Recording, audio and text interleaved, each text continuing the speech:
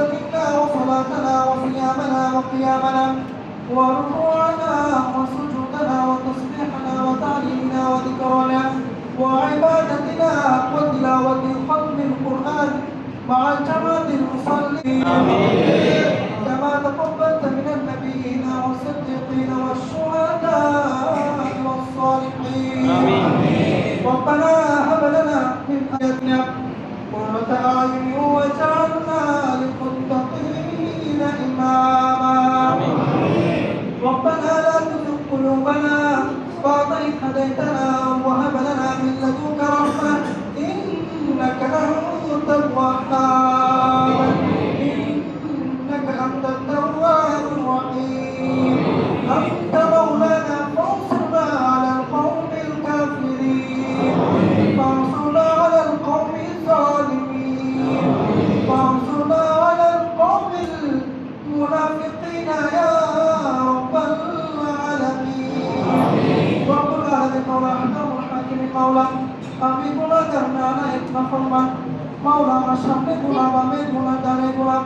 পিছনে গুনাহ মাওলা সব সময় গুনাহ করতে থাকি মাওলা আল্লাহ পবিত্র মাহে রমাদানুল কারীমের মধ্যে মাওলা আল্লাহ আসমানের নিচে জমিনের উপরে সর্বশ্রেষ্ঠ মহান কোরআনুল কারীম যেটি আল্লাহ হাবিব সাল্লাল্লাহু আলাইহি ওয়াসাল্লামের সর্বশ্রেষ্ঠ মুআজিজা আল্লাহ আমরা প্রথম রমজান শরীফ থেকে আজ লাইলাতুল কদরের রজনীতে মাওলা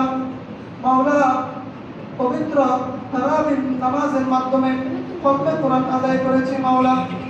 যা কিছু আদায় করেছি মাওলা উম্মত হিসেবে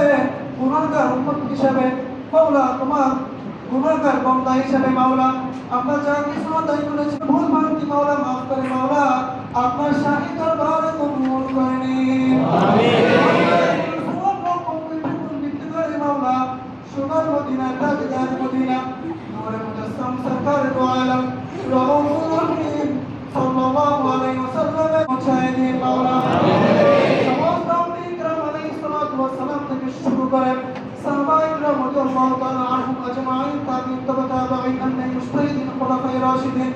আমাদের মাযহাবের ইমাম আল্লাহ আকীদার ইমাম তাসাউফের ইমাম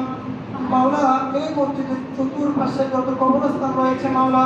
বিশেষ করে আমাদের মেহেরবান মা বাবা দাদা দাদি নানা নানি আত্মীয় স্বজন যারা অন্ধকার কবরের মধ্যে শুয়ে আছেন মাওলা